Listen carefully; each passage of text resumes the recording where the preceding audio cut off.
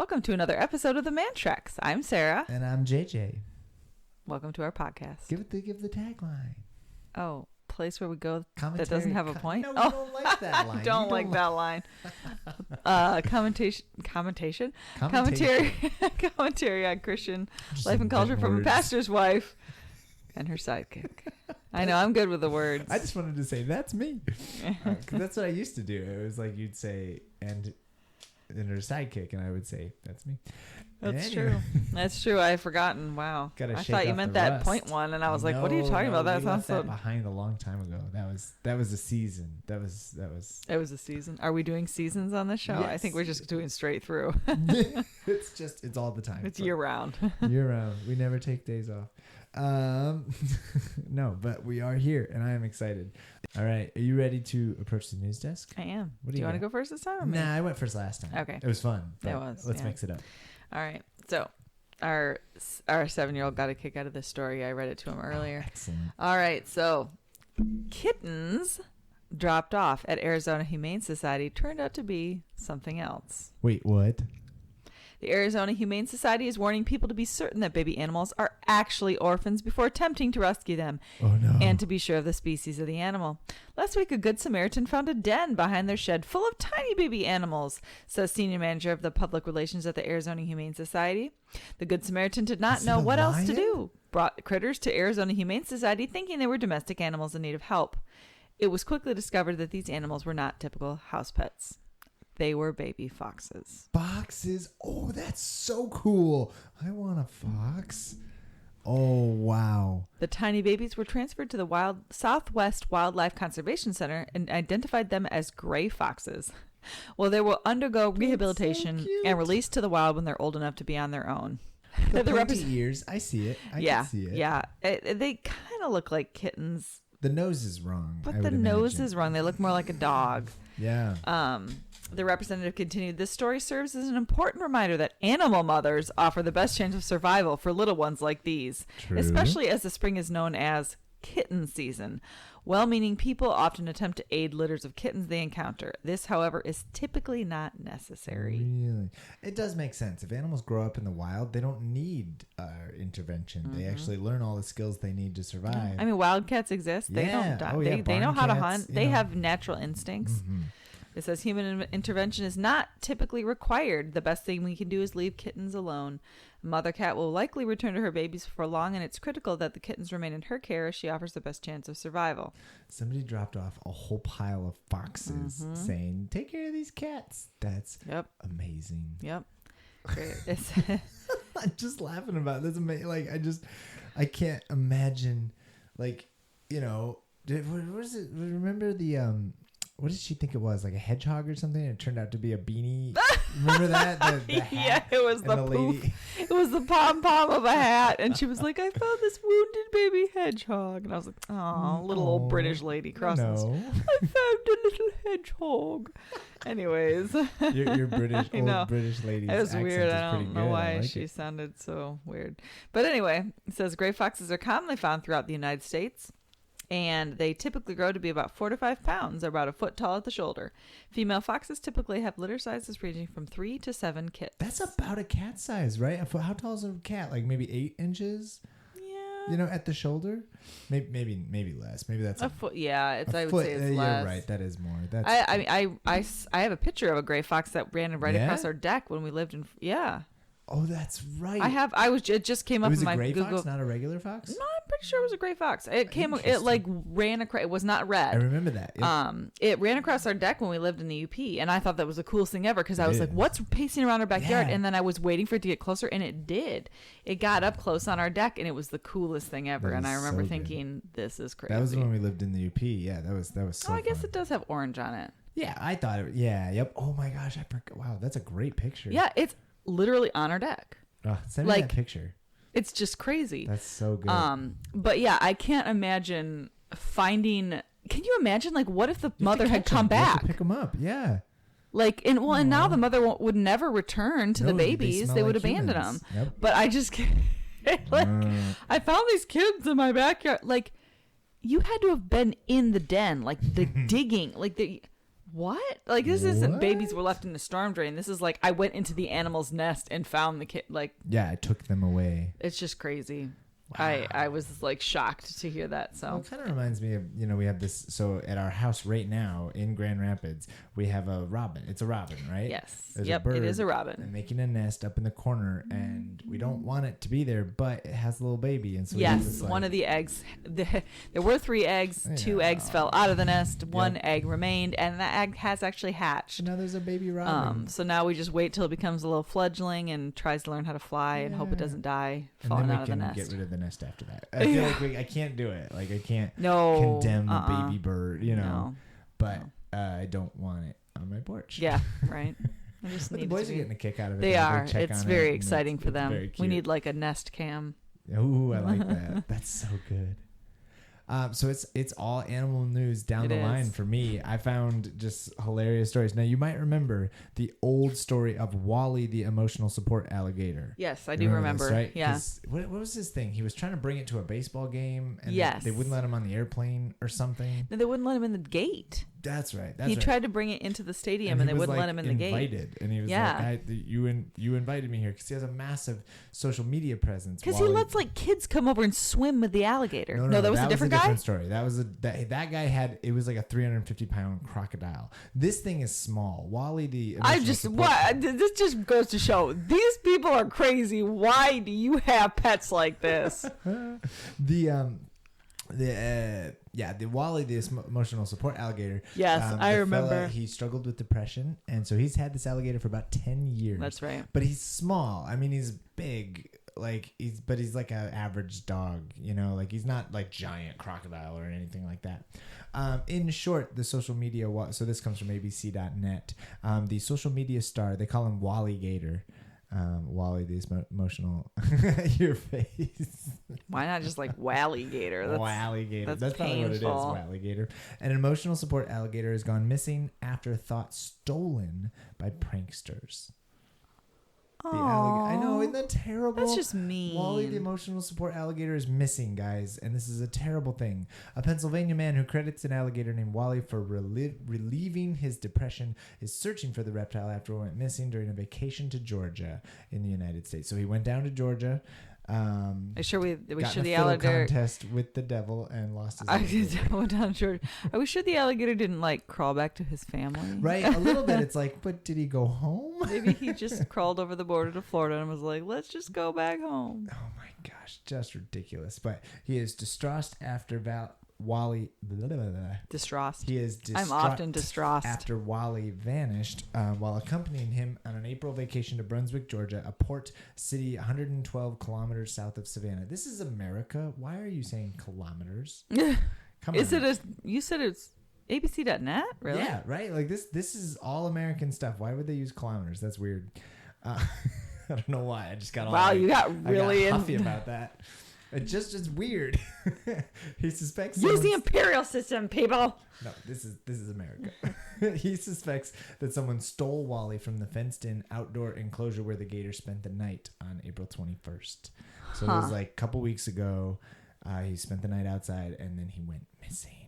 That's weird. Mr. Henney said pranksters left Wally outside the home of someone who called the authorities, resulting in his alligator being trapped and then released into the wild.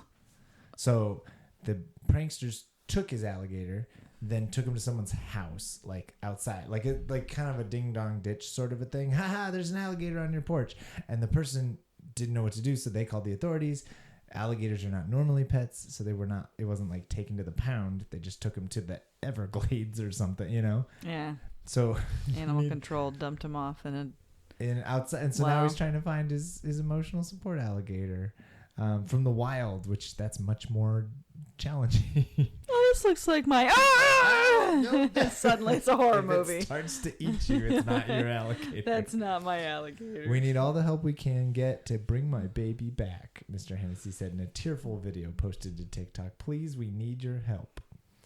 Did he start singing, I want my baby back, baby back, baby back? Yeah. Oh my gosh. Just wow. bizarre. That's so, that's just unfortunately mean, though. No one has filed police reports about the missing alligator in Brunswick and surrounding Glenn County, according to the spokesperson for the city and the county departments. So it's like they don't know what to do. I mean, there's no real way to go get them. Yeah, how would you? Oh, it's such an unintended consequence, though. I feel bad for the pranksters a little bit. It's like, I doubt they meant for it to not go back to him. You know what I mean? Like, you steal someone's alligator, you know they have a pet alligator. That's a funny prank to like, haha, I surprised you with an alligator who's actually a nice alligator, and scared someone. But the fact that that resulted in the alligator then getting released into the wild, it's like, oh. That's mean. Yeah. I felt bad about it. Pennsylvania has no state law against owning alligators, though it is illegal for owners to release them into the wild. So could get in trouble for that part. This Pennsylvania that has these laws, someone that we know just posted something about how Pennsylvania, you're allowed to have skunks as pets too. I don't think that would be fun. What is Pennsylvania's problem? What are you doing over there? Oh my gosh. Just get them some more cats. You have the Liberty Bell and alligators and skunks as pets.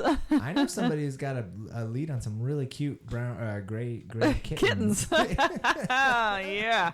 Whoa. Okay. Here. That's weird. Get it together, Pennsylvania. I like it.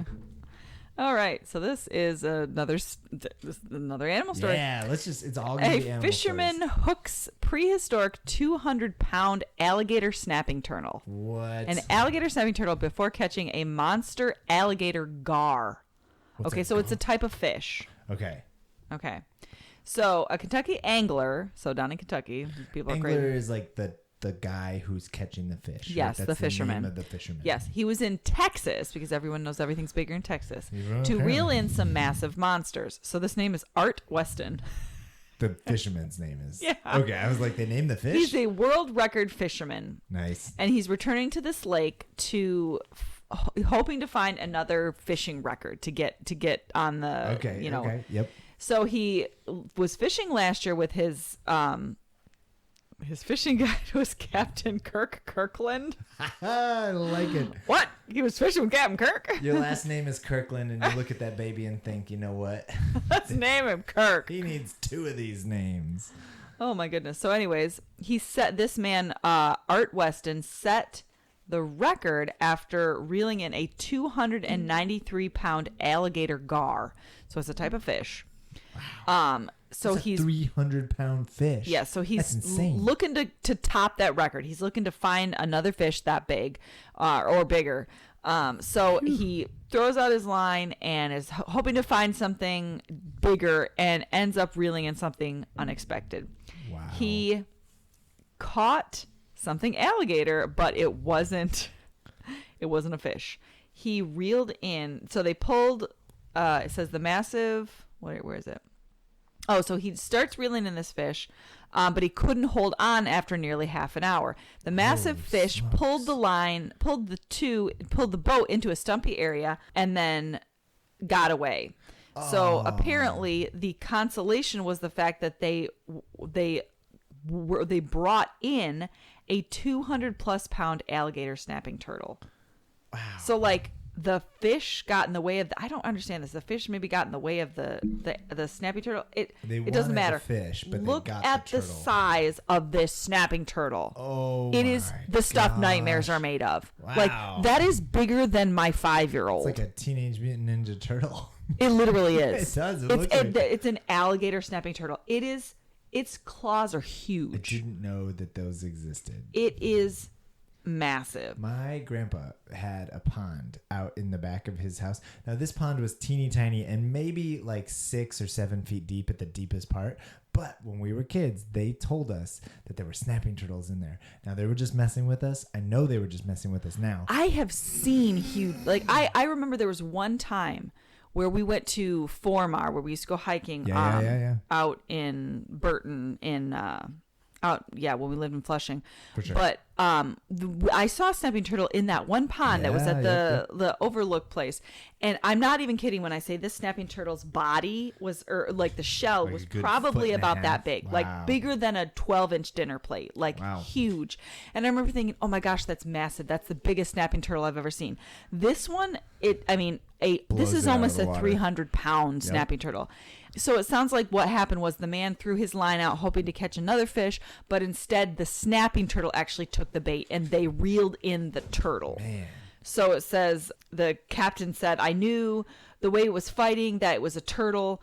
And when we reeled it in, I couldn't believe how big it was. Wow. Ugh. See, that picture, like this nightmare giant turtle, that's what I used to imagine being in my grandpa's pond, which is hilarious because that pond couldn't have held fish more than like a couple inches because it was a really small pond that we would go swimming in.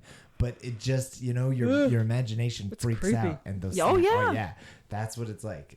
I mean, it literally, look at this picture of this guy he's holding the claw and the foot in his hand. Wow. Look at how big his hand, or how small his hand looks like as long as in comparison. Yeah. A nail as long as your pinky finger. Like, it's just massive. I mean, it's huge. It says the two men had to be careful to protect themselves and to make sure the reptile was safely placed back in the water. We had to remove the hook from his foot because their bite can remove fingers, so you have to be extra careful. Forget fingers. That thing could remove your hand. Yeah, that beak of that thing is huge. They removed the hook and were able to get it safely in the water. It said the entire time the turtle was tracking my movement. It's had its mouth open, ready to strike if I made the wrong move. We were able to get it back in the water after just a few minutes. Oh, so they put it back. Oh, they did. So it's like take the pictures and send her back. That's smart. I wouldn't want that thing anywhere near me. A catch of this size is rare and remarkable because of the reclusive nature of this protected reptile. Yeah, they're very slow-growing species, and they're rare to see outside of the zoo, much less catch. They're nervous about their weight. Yeah, I'm sure they are. Okay, so this is an alligator gar. I've never seen this type of fish before. Okay, but you have the fish. Yes. Oh, weird. Okay, yeah. Kind of looks like an oversized pike. Right, it does. It does. But it says the next day the fisherman... front of it looks like an alligator. Yes, it does. The next day the fisherman went back to the lake in hopes of catching record-shattering alligator gar. After about an hour, they got one on a 4-pound line and landed another record. Okay, so he's still, after all of that, he did get the big fish. Yeah. That's amazing. That's a great ending. Wow. Yeah. Took a picture, got in the news, and then, I still got to catch it. I still got to beat my record. Wow. That's just crazy. I can't, I would never want to see a snapping turtle that big in my life. Sounds like this is this guy's hobby, though. I catch big, giant fish. That's what I do. Yeah. That's a fascinating hobby to me. What are you doing, man? I got to beat my record of biggest fish. All right, continuing our storied tradition of just animal news up the wazoo today. This one actually caught my eye. I heard about it in a couple different forums, and then I had to go and grab it for this. Wounded orangutan seen using a plant as medicine. Yeah. Did you hear about this? I heard about it. It was a big deal. People were really excited about it. So a Sumatran orangutan, which is fun to say, in India. Oh. Shoot, I wanted it to rhyme with orangutan. Oh, that's okay. You can make it. You can make Sumatran. It. Yeah, I even know that word too. Oh, but Sumatran sounds cool. Oh man, that was bad. That was Sumatran orangutan. What?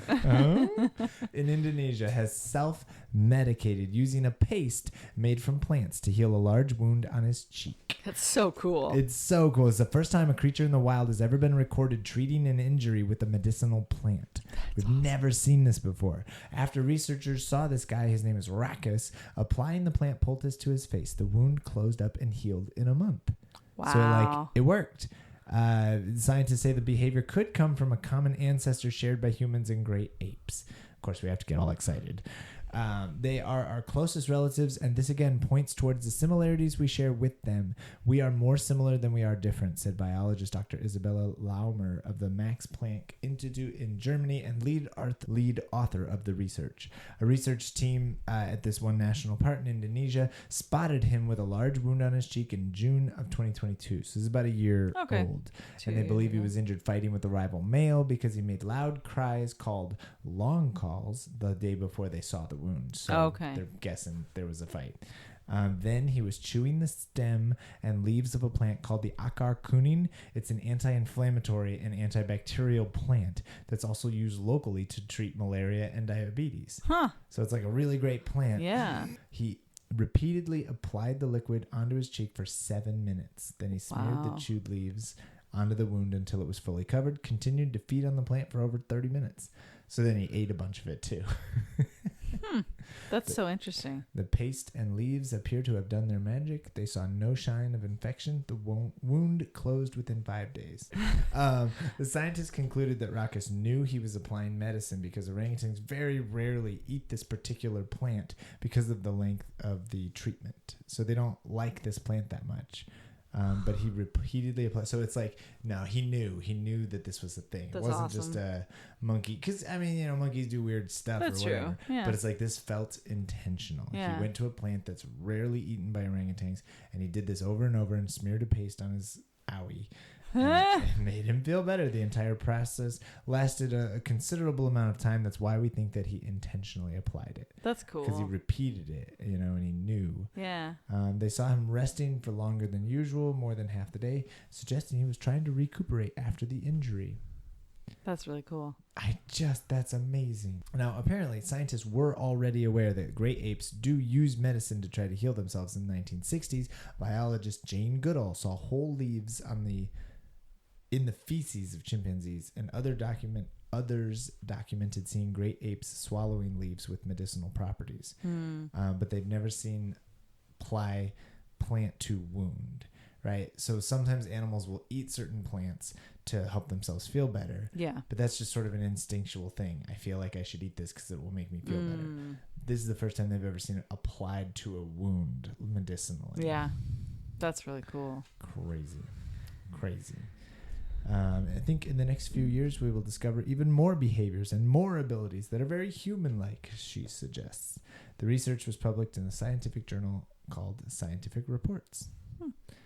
I just thought it was so cool. It's crazy. And I'm not going to get all like, oh my gosh, it means we're all connected or whatever. It's no. like, I'm not going to get into that. That was just a smart thing that an animal I just did. think it's amazing. And who knows, they say we're evolving and developing all the time. Humans now are much smarter than we used to be. What's to say orangutans right now can't be smarter than the orangutans? Humans are smarter than they used to be. I sometimes doubt that's true. We're smarter about some things, but in very, very not smarter on other things. All right. Are you ready for Sponsor Your Life? I am.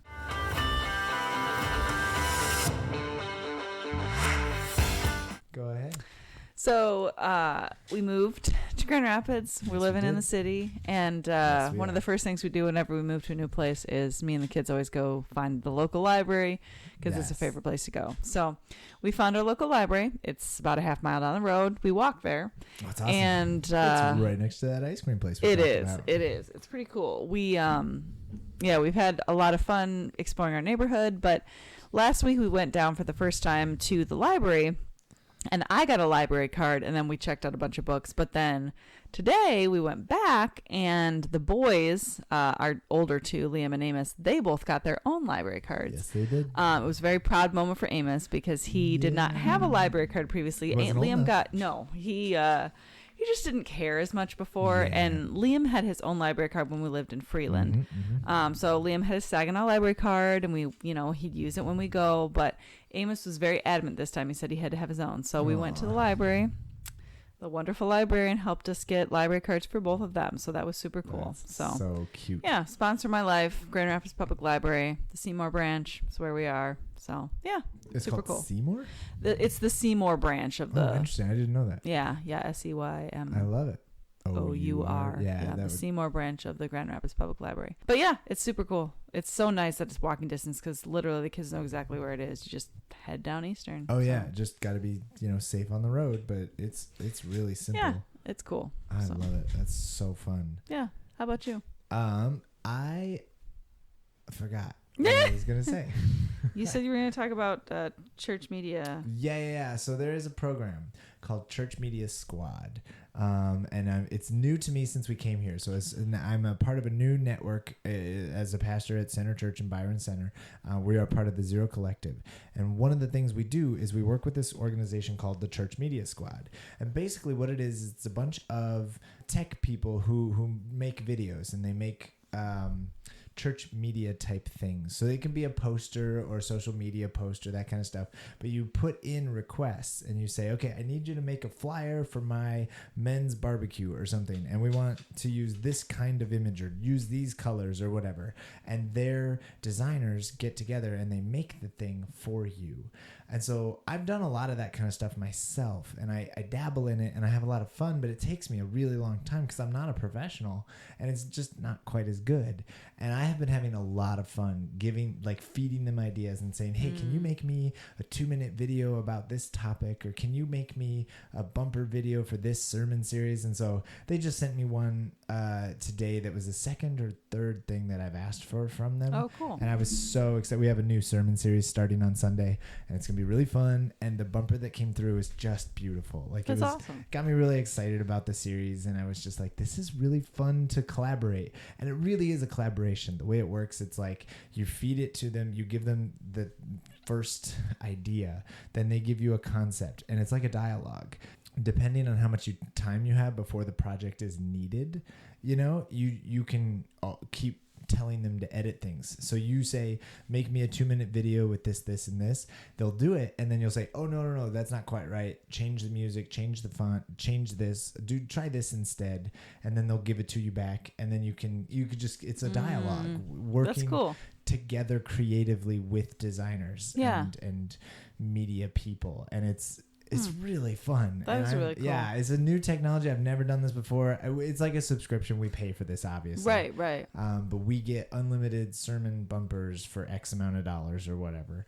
Cool. So it's really fun. And so I'm having a lot of fun with it. And I get really geeked out. A little bit. I'm like the only one who's excited, though. You know what I mean? Like when the videos come in, I'm like, this is so cool. I have to show people, and no one around me cares.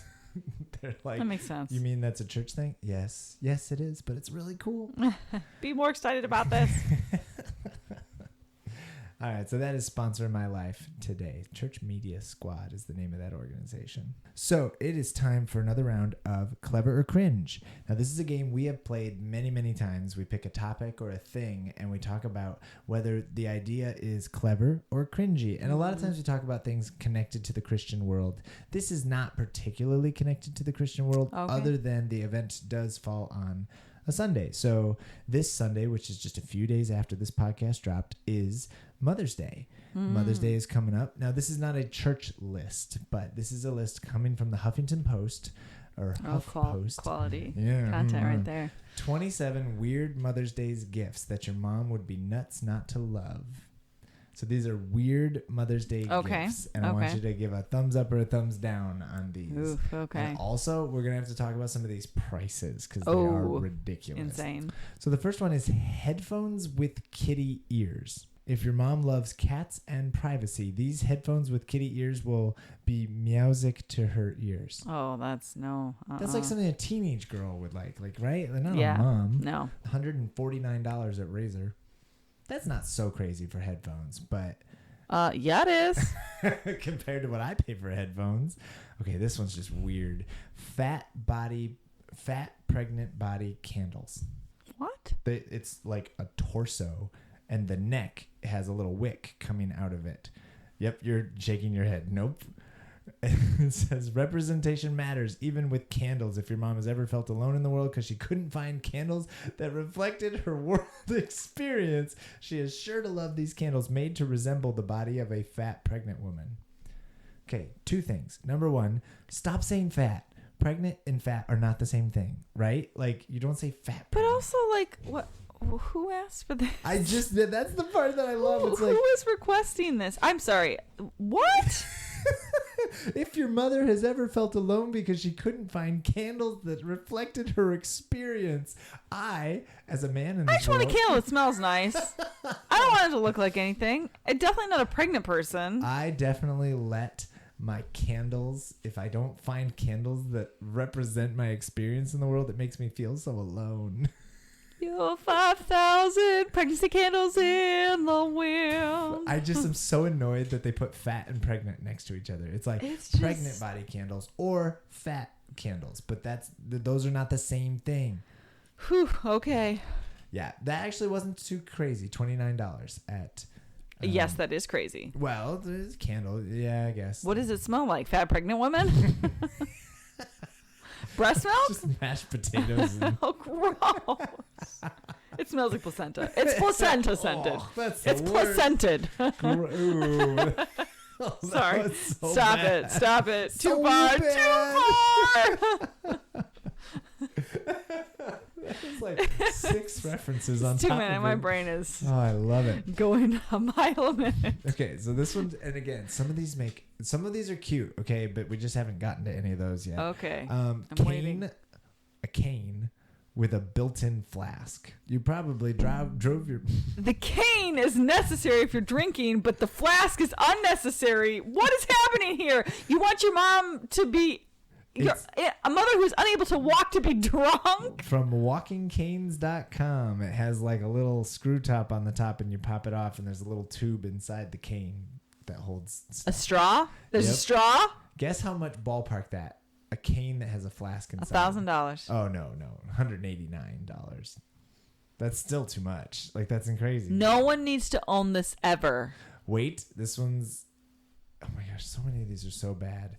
All right, so this one's kind of funny. A fluffy cat hoodie. Your mom might love cuddling up with a kitten, but if she wants to get even closer, there is a lion hoodie that features a compartment for the cat, assuming your cat wants to get in. So it's like a baby carrier, but it's a cat carrier, but it's a like sweater. It's a big, giant, snuggy sweater, kind of a blanket No one needs thing, it. No. But then it has a little pouch in the front. Just say no. It's okay to say no. So many of these are just not appropriate for moms. Like this one's a hangover cap. If your mom had too good a time on the night before Mother's Day or other nights as well, this hangover cap can help her recover. It basically looks like a beanie, like a. Why would your mother hat. be heavily drinking? I just, that just doesn't see. That if you're buying her these gifts and you're her child, then she needs to drink. There seems to be a theme. Does Huffington Post think that mothers drink a lot? Like, where are they getting That's this? actually really sad. Is that but a it is an stereotype? incredibly depressing part of our culture is how much people think that moms need wine to cope with being moms. That's true. The whole it's mom with wine thing is incredibly such a stereotype. toxic. It's so toxic. Well, it's silly. Like, what? Yeah. No, that's just ridiculous. I do think, okay, so you're into chickens, right? And that's, I think a lot of moms are into chickens. So this is a claw hose holder. It's a claw that comes out of the wall, like a chicken claw, and you can put a hose on it. Looks like a horror movie, It but does, yep. it's kind of an interesting concept. It's just so weird. Very weird. How about a nice ice barrel?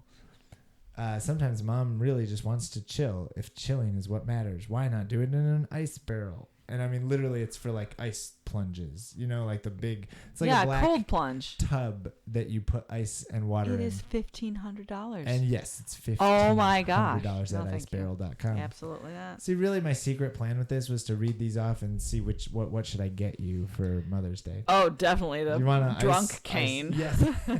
You know how much I love to drink alcohol while my walking stick. Gnomes be gone with gnome. Although gnomes are a traditional part of the garden, their presence sometimes lacks drama. Luckily, Gnomes Be Gone figures can make your garden gnome's life just a little more terrifying. And they're like little monsters that can chase your gnome around. And you put them in there with the gnome in your garden. This is the most bizarre thing that no one had ever asked for. How does it have to do with garden Mother's gnomes Day? are cute. I'm just trying to understand this list. It just doesn't make sense. Here's This one. is We have no content for you today, Trevor. Find something and go with it. I feel and like Trevor had way too much fun with it. maybe Huffington Post people, like none of them are moms and none of them have ever had a mom. And none, like, how did they make this? None of them live in our current world and also probably drink a lot. Shrek bath products. Why? You know Shrek came out like 20 years ago, HuffPost, right? Also, Shrek, as far as we know, had no mother. Oh, yeah, I don't know what Shrek's mom's situation was. A bath is a highlight of many moms' day. It's even, what mom is taking a bath? What moms have time to take baths? No, to squeeze it in between the kids doing stuff. Highlight of many moms' day. It's even more luxurious using the Shrek-themed bath products. Is it, though? Is it? I mean, that's the kids' favorite, probably, but not mom's favorite. All right, this one's just bizarre. Now, I think jewelry is a fairly common staple in Mother's Day, but this is an augmented reality bracelet. In reality, jewelry should be a nice gift. The problem is reality is boring, and sometimes mom will get tired of a bracelet, just stays a bracelet. Gem Joy isn't like that. Using augmented reality and her smartphone, mom will be able to make virtual hummingbirds and butterflies magically appear. So it's like a little bracelet, and you turn it on, and it makes it looks like a little holograms coming out of your bracelet. So you have a little bird on your wrist. Why? This is so weird. The whole list has like nothing to do with moms. It's baffling to me. Now I know it's not stereotypical, right? Because what's the stereotypical Mother's Day gifts? There's the jewelry with your kids' gemstones. You get her something for the kitchen, or you get her kitchen, right? Like dads and grills, like perfume or something. Yep, it's jewelry, perfume. I think sometimes it's like go shopping, go get a mani-pedi, go get I guess do that's some true. kind of a self-care routine. I think that's a nice gift, actually. I think that's a really good idea.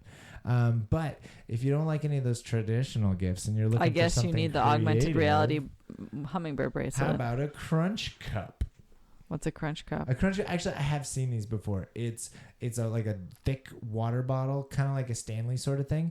But you put the cereal in the middle and the milk's on the outside. Have you ever seen this? So it's like the cereal is in a separate compartment. You know those like water bottles where you put the like vegetables or the fruit in the middle, right? In the tubes? No, this is not a thing. No, I've never heard of this before. Okay, so there are water bottles that have like this plastic tube that goes in the middle, and you can stick stuff in it, and the water. Oh, so like infuses your water with the flavor. Yeah. Okay. So that is a thing, but this has a separate compartment. It doesn't infuse it. They're not connected at all. And you put dry cereal in the compartment, and then you tip it, and the dry cereal pours out, and the milk pours out. So you get cereal fresh that's not soggy. This is pointless and stupid. It's really hard to explain, but there's the picture. This is pointless and stupid. Half the time I eat cereal is because I want it to get soggy and I want the milk to taste like the cereal. Yeah, you need it to. I don't even eat cereal. I don't even know. No, this would not be a good gift for you. As great as your mom is, she probably didn't solve the biggest food mystery of time, the proper crunch to liquid ratio when eating cereal. She can't do everything, so solving that riddle fell to the Crunch Cup, a technological marvel that solves the soggy cereal dilemma. This is so weird. This is so weird. $23.99 on Amazon. Said no mom ever. I do not need this. Ooh, okay, maybe this one's cool. A shopping cart that folds up into the size of a backpack. It's like a backpack that like unpacks into a shopping cart. Moms who take shopping seriously often have to deal with taking massive amounts of bags of merchandise to the car or around the mall. This portable shopping cart is the answer, and it can fold up to the size of the backpack when not being used. That's weird. Not as weird as a peeling banana vase. Does your mom's home suffer from a lack of banana-themed houseware? No longer. I wish I had words to describe the face you're making right now. Sorry. No, it's perfect. That is bizarre. It looks so weird. Okay, so this one, again, I actually think this is a good gift. It's a nice thing to have in your home. But what does it have to do with Mother's Day? This one is a flying insect trap. It's like a little thing you put on the counter and it catches all the bugs in the kitchen. Oh, a flying insect trap, not a flying insect trap. Yep, it flies around your house. The stress that you put on that drone, sentence actually. was very strange. It's a drone that shoots lasers at flies. Actually, I would want that. Get that for me. Kills mosquitoes? Perfect. I'll take it. When you're looking for a flying insect trap for your mother, it's always a good rule to get the product that inspires Rebel Wilson to lie down on the kitchen island for. She did a commercial for it where she's laying on the kitchen counter. Sure. Yeah, Okay. right. Flying insect trap. $20. Jeez. How about some pasta-inspired pajamas? Really? I'm just going to read you, Tom. I'm not even going to give the... How about a robotic lawnmower? Okay, that actually, I've seen Yeah, those. this is really cool. I've seen those. That's pretty awesome. But what does it have to do with Mother's Day? Nothing. That's a Father's Day gift. I think you would like this. It's an air humidifier that uses moss. Ooh. Yeah, that's actually kind of cool. You're all about like the natural. That's interesting. You will breathe easier knowing your mom's house is being purified by moss. It comes from mosslab.com. A humidifier or an air purifier? Humidifier, air humidifier. It's like it kind of looks like a water bottle with a glass side and there's green moss inside, and the air moves through it, and the moss does something to it that's good. That's very interesting. Yeah, that sounds kind of up your speed. What on earth? Duracell power stations. It's like you remember that? You actually got me one of these little Star Wars one that charges phones. It's like that, but bigger. These sound like Father's Day gifts. Yeah. I just think the person who wrote maybe this is an AI article. Maybe this is what a robot thinks. This is an AI article. That totally makes absolute sense. Now it all makes sense because honestly, these are now it all makes sense because it makes no sense. It does. This is all cringe. This is such a bizarre, random pulling from the weird corners of the internet kind of an article. Your mom, and so just listen to the description okay. on this. Duracell power station. Here's the issue. Your mom spends so much time posting conspiracy theories online that her phone constantly dies. This Duracell power station, helpfully designed like a giant battery, will make sure all her devices stay charged so she can continue to communicate with her buddies in QAnon. Aren't you a great kid? Is that not just baffling? Like, what is this premise of, yeah, my mom's a big conspiracy theorist and constantly online. And it's like, what? What? Is that something moms are known to be? I think, isn't that supposed to be like the weird uncle who has the tinfoil hat? Like, yeah.